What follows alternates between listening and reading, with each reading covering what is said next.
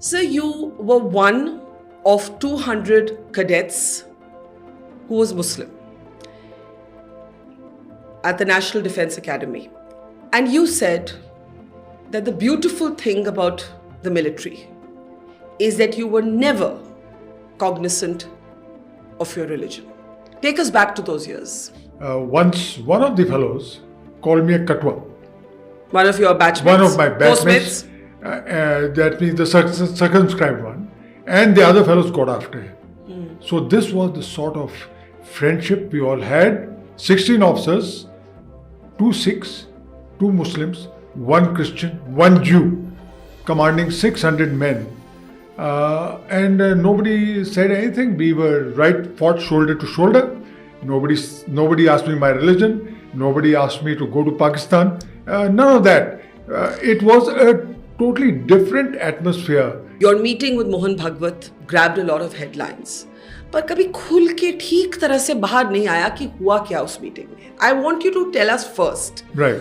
Why you decided to do this. And he told us his misgivings. His misgivings were, you all slaughter cows on the quiet. Okay.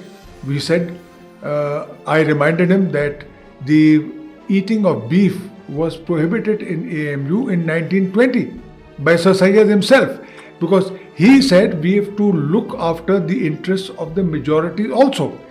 We should not annoy them. Then he said, you call us kafirs. So we said, you are people of the book. What is this concept of being a Sarkari Musalman? What does it mean? It is a derogatory term. So why are you using it for yourself? No.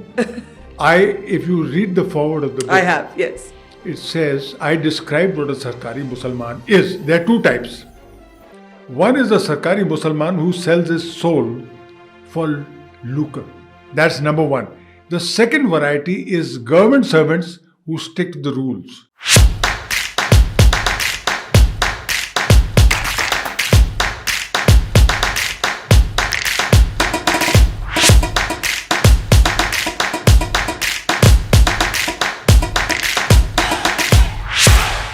So you were one of 200 cadets who was Muslim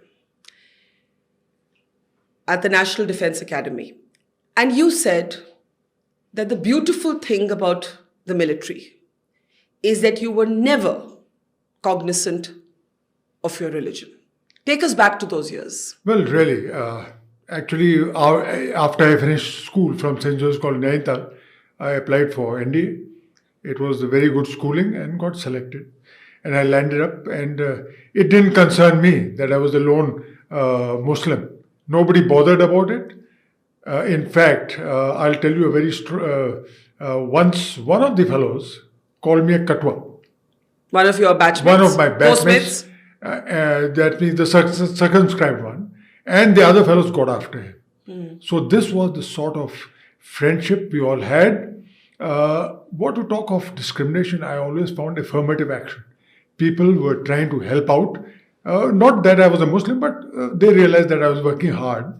And so and this continued right through my service. Right through, never for an instance did I ever feel discriminated against. I always felt that I was one amongst all the equals. I think one of the stories you sometimes share is how at the Battle of Longewala, the soldiers who were fighting, you among them, they were a microcosm of our country in the diversity of backgrounds that they came from. This was 1971. Tell us. My regiment was initially a camel pack regiment. We got motorized just before the war. 16 officers, 600 men. Out of the 16 officers, you'll be interested to know the composition. 16 officers, 2 Sikhs, 2 Muslims, 1 Christian, 1 Jew, commanding 600 men. And nobody said anything. We were fought shoulder to shoulder. Nobody asked me my religion. Nobody asked me to go to Pakistan. None of that. It was a totally different atmosphere at that time, and I'm very, very happy that I lived through 40 years without ever having felt. Recently on social media, somebody told you, General Saab, go to Pakistan. And you said what? Well, that already came in the Tell us, today but tell us, conclave. tell us. They said, go to Pakistan. So I said, I've already been there without a visa.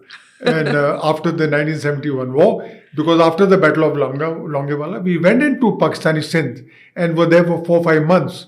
So it was without visa entry and nobody said a thing. Now I feel very, very hurt Yeah. if somebody tells me to do that. And I tell them, why didn't you tell me earlier when I was performing my duty for the country? Yeah, absolutely.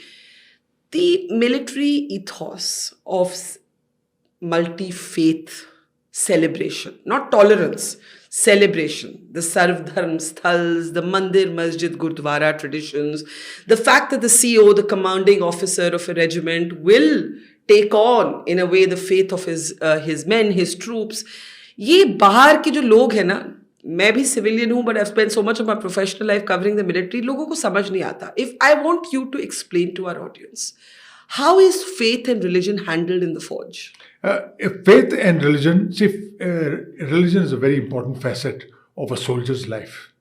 But it is your private business between you and your maker. Yeah. I have served with a battalion which had half Muslims, half Marathas. I was commanding the division in Secunderabad, the Bison Div, and they called me for Eid. I went there. The commanding officer was present. So was the brigade commander, non-Muslims. They stood up with the congregation, performed the namaz. Not that they were worshipping, they were performing a duty. Yeah. And the same thing when I went to a mandir function. I was not there to pray. I was performing a duty which I felt I owed to the men. So everywhere you find, if it's a non-Hindu, he'll go to the temple, sit there. In fact, I used to officiate over the arti and other things. Nobody said a thing. Then why are you asking a I was non-Muslim? just going to say, I have seen Hindu officers offering namaz. I have seen Muslim officers performing arti. It is between you and your maker, and worship is your intent. If you are there on a parade, well, you are there on a parade, plain and simple. Worship you can do at home and such things. It is between you and your maker. I am a firm believer in that. Tell us this. You are one of the small group of Muslim public intellectuals who decided we are going to engage as Muslims with the RSS. Your meeting with Mohan Bhagwat grabbed a lot of headlines. पर कभी खुल के ठीक तरह से बाहर नहीं आया कि हुआ क्या उस मीटिंग में. I want you to tell us first why you decided to do this. Well, we decided to open up the channels of communication. We decided there's no point sitting quiet and sulking. We have to open up. And our detractors from the Muslim community who criticized us, saying that you are giving legitimacy to the RSS by talking to them, I said, no, you tell us the alternative. They had no other alternative. So I think the course we adopted was the best. We do not expect that the RS will suddenly transform and become pro-Muslim. No, they won't. But the aim was to talk to them, understand their problems, and convey to them our problems. And I think, when we went there, the meeting was given. We found Bhagwatji in a very Spartan office. There was just plain furniture. He was bang on time to the second. As a Fauji, you must have appreciated that. I really appreciate. I appreciate a person who doesn't waste other people's time. Yes. And he told us his misgivings. His misgivings were, you all slaughter cows on the quiet. Okay. We said, I reminded him that the eating of beef was prohibited in AMU in 1920 by Sir Syed himself, because he said we have to look after the interests of the majority also. We should not annoy them. Then he said, you call us kafirs. So we said, you are people of the book. Yeah. And kafirs are people who don't have a book. So these were the two problems, which he said, which were annoying them, which was bothering them. We told us about the discrimination that was going on, the calls for genocide, openly done. The hate speeches. Which I'm afraid to say that they have not received the action which should be taken against people who ferment hate. That is our big problem which we face. So these matters were... How did he respond when you Well, brought he up said, hate you all, speech? we will continue the dialogue. We assured him that we will make sure we'll pass on a message. Firstly, we said that convict the people, catch them, but we are against vigilante action. I mean, vigilante action is never permissible in a society. If a person breaks the law, take action against him. But what is very, very glaring is the inequity of justice. A person just has to utter a small word and he's convicted, punished for hate speech. A person who declares openly, I don't want to mention it, no action is taken. So I call it inequity of justice, which should be addressed immediately. How did the RSS Chief Mohan Bhagwat respond to your submission of hate speeches made against Muslims, of targeted action, targeted violence? Did he acknowledge that there is some sort of problem? Well, he said that there are elements of this nature in both communities. These people are not under our control. This is what he said. But we told him that you've got a strong, the biggest social network in the country, and surely you can, put pressure on these people. So we are waiting for him to take some action. We have spoken out that we see very little change. But there's been a second round of meetings. There have been 2 meetings. Unfortunately, I could not attend the second one. But you are part of the process. I am very much part of the process. I believe that the dialogue must continue. We may not achieve very much, but at least we can keep the temperatures down, and that is our aim. Tell our audience this, that, when people from your own community started calling you traitors, bhai aap to chale gaye RSS se milne, aap to right wing ho gaye, how did you feel? No, I didn't ruffle my feathers at all, because I'm quite used to it. When before the Babri Masjid, when the judgment was being declared, in Ayodhya, I openly declared, let's give it. Yeah. And I said, I've got reasons. I said, firstly, you're not going to win. Yeah. The judgment will be against us. And I know, because I've been a judge myself in the Armed Forces Tribunal. I've studied American law and others, and I find that judges rarely go against widespread public opinion. Secondly, I said, even if you win, will you be able to reconstruct the mosque? They were quiet. But they did criticize me. So I'm quite used to criticism. It doesn't bother me as long as I know that the path I've taken is the path of truth and justice. I'm not concerned. So in Ayodhya, you called for the Muslims to voluntarily, yes. In a way... This was prior to the judgment. Before the court ruled in favor of the mandir at the site where the Babri Masjid once stood. Now there has been a call in some of your dialogues, this has come out in the public domain with the RSS, that Muslim groups should also give up rights over Kashi and Mathura. And that in turn, some of you have wondered, will it stop there? What are your thoughts on this? I don't want to comment further on this. We've had a bad experience. We thought that after the Babri, the case would be over. But no, it'll keep... I know what's on the agenda. They will keep escalating because it wins them, Well, let's see what happens in court. It is all so before, it is sub before the judice, court now. Yes. And we do hope that the judgment will be fair and not under the pressure of public opinion. I want to pick up something that the RSS chief said to you in the meeting, that there are these kind of extreme elements in both of our communities. And do you feel, that there is a problem of leadership in the Muslim community, in the sense that India's Muslims have sometimes been let down by their own. You have very, very sort of extreme representatives, and the kind of public proclamations they make, for example, this call for sort of beheadings, when the BJP spokeswoman Nupur Sharma was accused of insulting the Prophet and so on.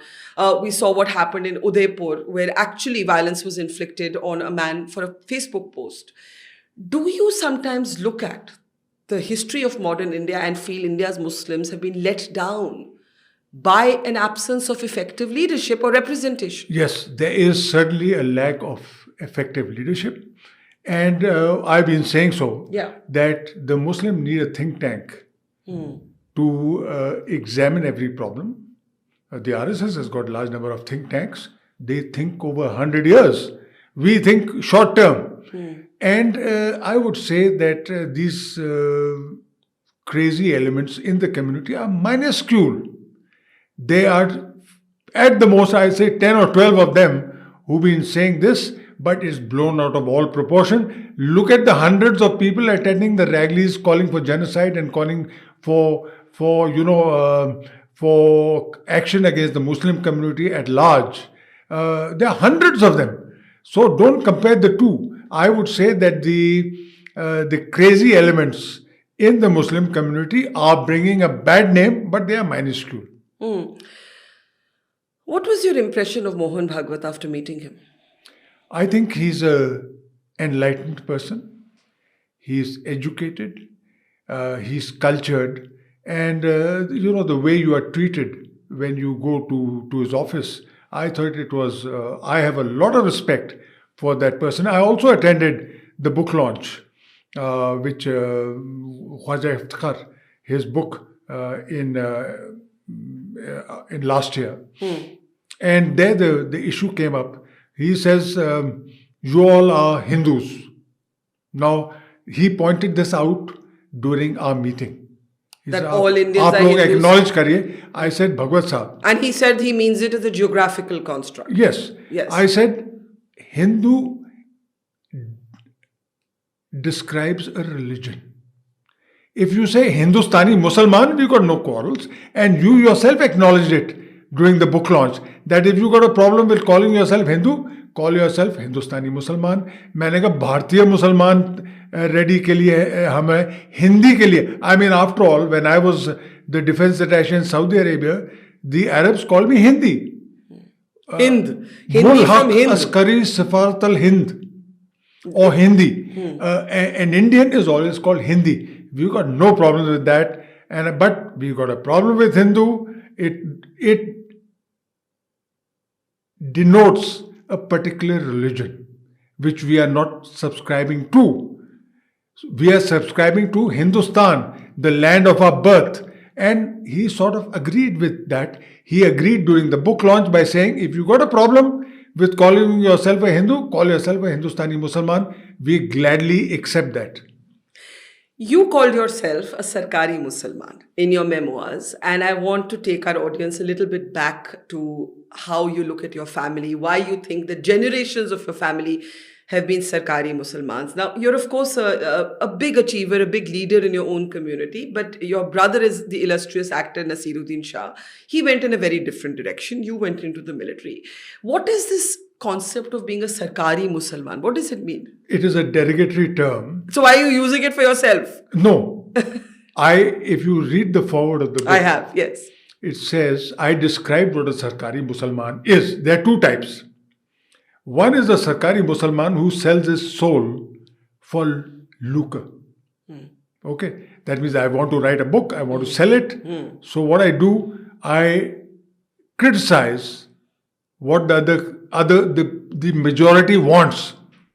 That is Islamophobia. I won't name the authors, but I've named them in the book. So those are people who have sold their souls. That's number one. The second variety is government servants who stick to the rules. My father, when he was the first administrator of Dargah Khwaja Sahib Ajmer, before that the government had no hand in the administration. My father was moved from Nainital to Ajmer, and once he tightened the strings, once he got the finances under the control, people accused him of pushing a government agenda. No, he was only ensuring that the funds were not misused. They went in for the langar, they went in for education. So he was called a Sarkari Musalman. I heard that. And then the second time is when I was in Mussoorie, and I had just got my commission, and I met the AMU riding team, which came to Mussoorie, which came to Dehradun to participate in the IMA horse show. And I met 10 or 12 of them. I said, this is the right or captive audience. And I gave them a talk on how horsemen would be very welcome to the army. We give a lot of importance to equitation training and everything. And I told them the honor and the glory and everything. And at the end, I asked them, how many of you would like to join the army? Not a single hand. I said, why? They said, Sahab, aap to Sarkari Musalman hai. That means you are pushing a government agenda. So that's the sort of thing I heard right through my life. And when I wrote my biography, really, the publisher gave me two pieces of advice. One, he said that 90% of people who buy books don't read them. Title pe. They just use it as a decoration piece. So your title has to be very catchy. Yes. The cover of the book has to be very attractive. And I did that. I'm sure you'll agree with me. Yes. And when I suggested Sarkari Musalman, he asked me reasons why. So I gave it. Unfortunately, what has happened is all my coursemates mistook that book to have religious content. I'm sure you'll vouch for it. You've read it. It has nothing of the sort. It just describes my life, how I've been treated fairly, how I've been treated equally, how I've faced affirmative action. And that is all about the book. Some people might use the phrase after your meeting with the RSS chief, Bhai, aap to Sarkari Musalman. Yeah, they Hai did. na? They did. Yes. What would you say to them? I said, tell us an alternative. What people don't know, and I want you to share that story, is that long before you actually met with the RSS chief, when you were Vice Chancellor of the Aligarh Muslim University, you reached out to the RSS even then, unofficially, through back channels, and they helped you. Yes. And share that story. I was having a lot of problems with the HRD minister and the local MP.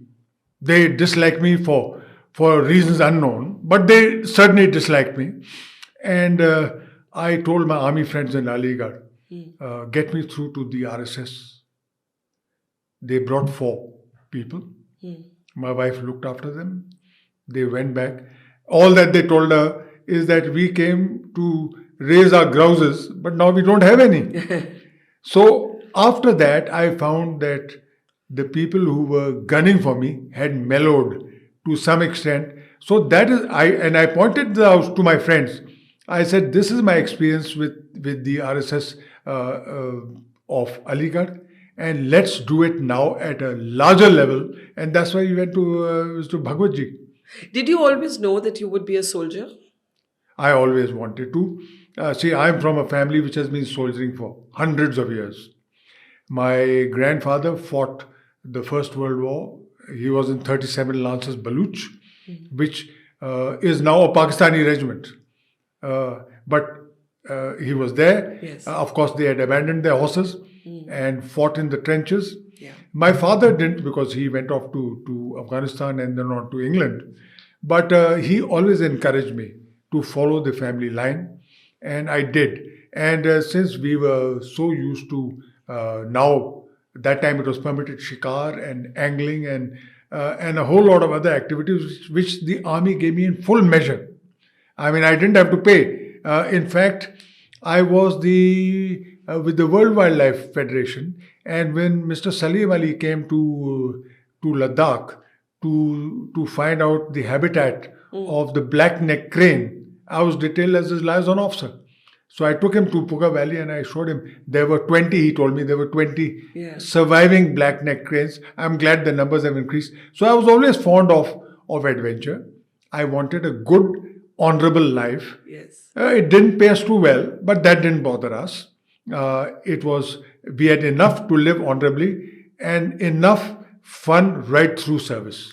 Your brother took a very different path, and I was seeing that you once tweeted that your father was very upset when he became an actor. In fact, he refused to talk to him. But you are a great admirer. Are you and Naseer close? Very close. We are the best of friends. My father was of a conservative mold, and he felt that acting was a dishonorable profession. He frankly told him. And at my passing out, he said, look, Naseer was very impressed. Yeah. And he's written it in his book. My father said, "No, you also try for the for the Indian Military Academy and something." But that He had schemed that he would run away, which he did. He ran away? He ran away when he was 16 years old, had disappeared for 8 months till we traced him back with the help of Yusuf. How old were you then? I was 17. And he was? He was 16. So he's just a year younger Yes, than you. yes. So your brother runs away to become an actor. He ran away to Bombay And is untraceable and was untraceable. for a few months. Then we wrote to Dilip. His sister Kumar. was living next door to my parents in Ajmer, Sakina Khanum. She wrote to her brother, and Nasir was working for 10 rupees a day on shifting flower pots on the sets. No acting career. He was doing manual labor on the sets. And he found the limousine stopping and a lady beckoning him. You are Naseeruddin Shah? He thought, discovered. She said, get in. So he got in, and Dilip Kumar gave him a piece of his mind and sent an escort with him back home. So my father then realized that this fellow has made up his mind. So they had a pact. This is all right. If you go to the National School of Drama, you can pursue. So he did. He qualified. But after that, no jobs, no work. So he went to the Pune Film Institute, did very well, was expelled 1 week before by Grish Karnad, who was the director, for something silly. Yeah. So he came back. My father wrote a letter of apology to Grish Karnad. He says, now take it back. So the director readmitted him, but he was so touched that he recommended him to Shyam Benegal. And then there was And no the rest looking is back. history. The rest is history. As a young boy, when your brother runs away, what did you feel at that time? Well, I said, what a silly thing for him to do. But he had told me quietly. I kept it to myself. Also, when he married a lady who was almost double his age in AMU, he had told me his mind. I kept quiet about it. I told him, don't be silly. He says, you're old-fashioned and such things. But we are the best of friends. Do you agree on things, or you disagree fundamentally on a lot of things? Because as a soldier, you are conditioned to think in a certain way. Naseeruddin Shah is probably more left of center than you are, especially when it comes to issues of nationalism and national security. Right. Yes, he's entitled to his own views. But all I would give him credit for is that he speaks his mind without fear or favor. And I think he's generally right. He's criticized. I get the pulse on my course-mates commenting on various things. I don't indulge in those sort of debates, but I think he's generally correct. Whatever he projects, he speaks his mind. Let's talk a little bit about why you thought that your stint as AMU Vice Chancellor was tougher than being a military man. Now, how do you explain this? You have seen war, you have seen riots, you have seen conflict, you have donned the uniform with honor, and you think being a Vice Chancellor of a university was the toughest thing in your life. Why? Yes, it is tough because of the indiscipline of the students, indiscipline of the teachers, both. I was told that you are going there. I was in the Armed Forces Tribunal on the bench. Justice Mathur, who was the chief, he advised me, don't join. One of my friends became the Vice Chancellor of Jodhpur University. The students didn't let him live. I mean, they tortured him so much that he gave up the job prematurely. And he says, I sincerely advise you. But I told him, no, I'll resign. I think it's a calling. I really wanted to do something for an institution which had educated all my family, generations of my family. My Nasir went there. So the first thing we did was clamp down on indiscipline. The president of the student union felt that nobody could touch him. So I caught him on some financial discrepancy and I expelled him. He thought there will be a revolution, but there was not a whimper. Of course, he went running to a leading politician. That time the Congress was in power. And I get a call saying that you got to take him back. I said, I can't. No, he says, you jolly well take him back. So I said, look, you got a choice between him or me. I'll resign. Let the new Vice Chancellor take him back. So the answer I got, ठीक है, General साहब जो आप कहते हैं. So those are the sort of, and students then fell in line. The teachers felt that they could come shabbily dressed in chappals, unshaven, non-punctual. I'm smiling because I'm thinking you were basically drill master with all of them. No, one had to.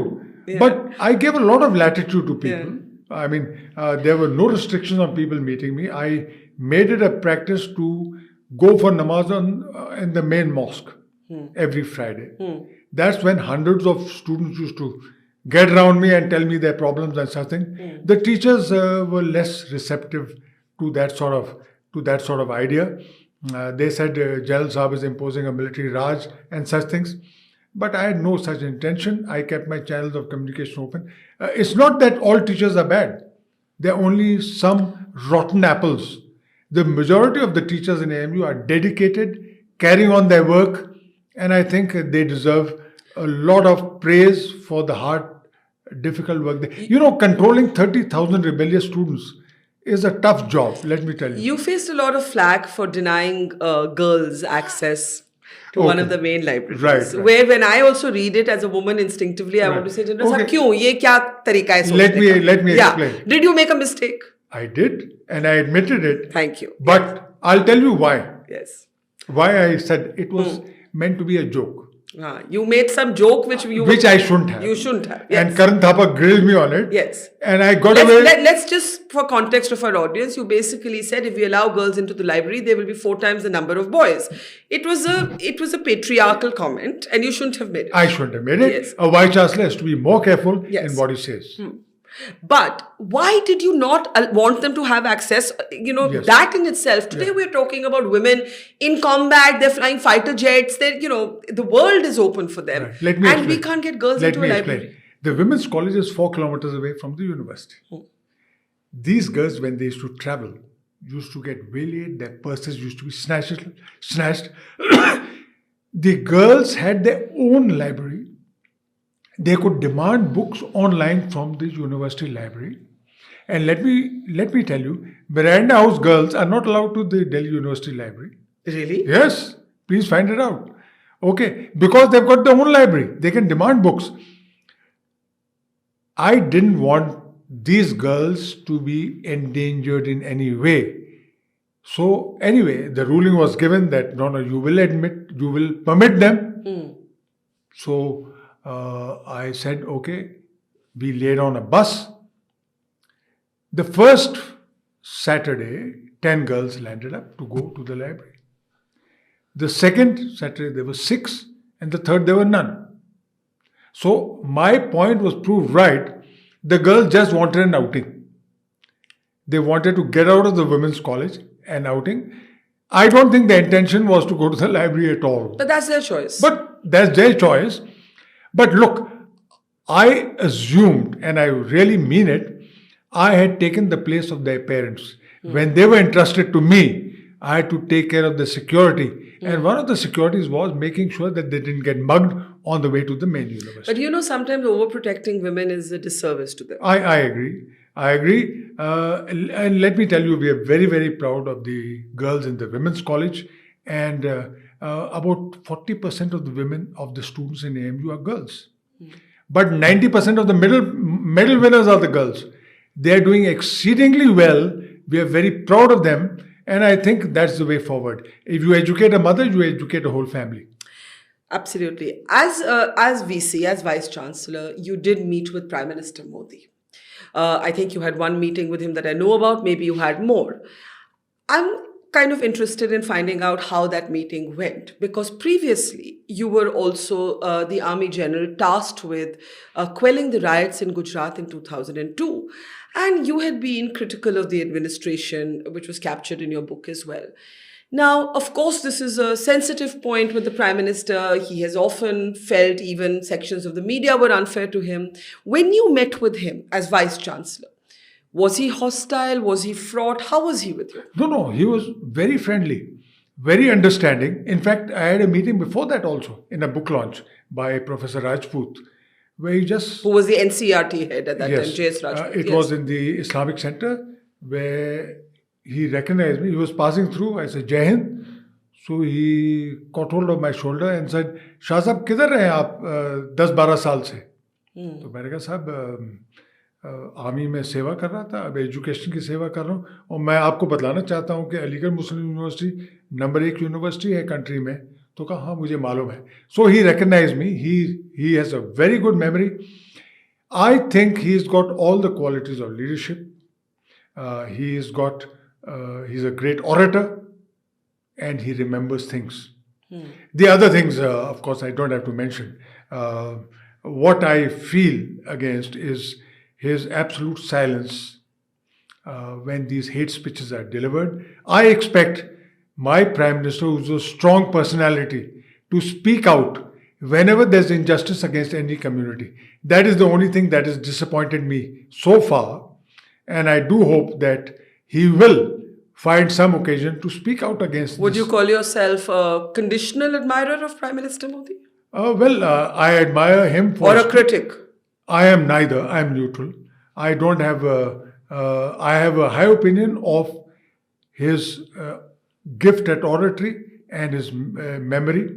The Rand Corporation conducted a survey of all the generals from George Washington to General Eisenhower. That's 200 years. And listed all their qualities. They had differing qualities, but two qualities were amongst all: oratory and great memories. The Prime Minister, I expect him that he's a strong leader. He has to be strong on behalf of all communities and all religions. And I think whenever there's hate speech, we expect the Prime Minister to speak out. When you met him the second time in a formal capacity, how was your conversation then? Well, I told him the problems of finance of the university. The university was... I told him, look, we are double the size of Jamia. We are the same size as BHU, but we only get half the funds which BHU is getting. So he listened to me intently. I also had some problems with concerning the HRD minister. I didn't... Smriti Irani. I don't... Yes. At that time. At that time. I don't want to recount, but I did mention that I had been unfairly treated. He heard me with a lot of patience. In fact, he and I were sitting together alone. At the end of the meeting, where I had taken my wife and my pro-vice chancellor, Brigadier Ahmed Ali, at the end of the meeting, I said, Prime Minister, I want 5 minutes with you separately. So he told the NSA and everybody to leave. Two of us sat across the table, and I told him the problems of AMU. I think he was very, very receptive to what I told him, and I admire him for giving me the time. There's a big debate raging around textbooks. Textbooks. Yes. And, in your capacity as having been a vice chancellor of a university, we seem to be, this conversation has now been politicized for decades. In the Congress years, it was accused of leaning left. In the BJP years, it's accused of leaning right. How do we resolve the politics around our textbooks? There should be no politics in history. I was on NDTV where I said, this deletion of the Mughal period is creating a gap in the history. From so-and-so, you jump Of course, they said we haven't deleted it, we've edited it, we've shortened it. That's only a fig leaf. That's only a fig leaf. The reason given is we don't want to repeat what they've learned in class 7 or 8. No. You have... history is continuous. And I also gave the example of the Dark Ages in Europe, where there was pestilence, there was war, the whole continent had been ravaged. But do we avoid mentioning the dark period? Of course, they don't mention it now, but there was a period of 200 to 300 years. It was part of history, and if you don't learn from history, you are bound to repeat the mistakes you made. So I think there should be no gaps at all in history. Say that the Mughals or whatever you feel about them, but don't delete any references to their 400 years of rule. What are the challenges? You have said a lot about what you want the Prime Minister to do, what you want the RSS to do. What are the challenges that plague the Muslim community? If you were addressing your own community, yes. Or everyone's your own community, but along faith, if you were to address fellow Muslims, what are the challenges? What would you say to them? The only challenge is education. Look, I base it on my personal experience.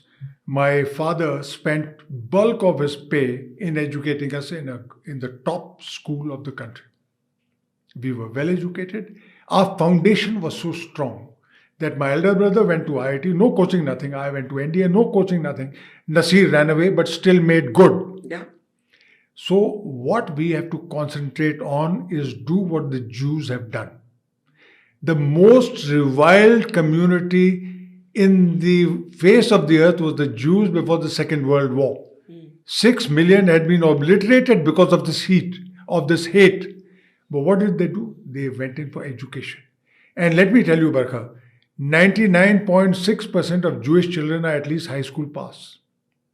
I regret to say that in the Muslim community, for two reasons. One is poverty. And secondly, the ghettos in which Muslims live do not have quality schools. That is what I recognized when I was Vice Chancellor of AMU, and we decided to form the Sir Syed Education Foundation.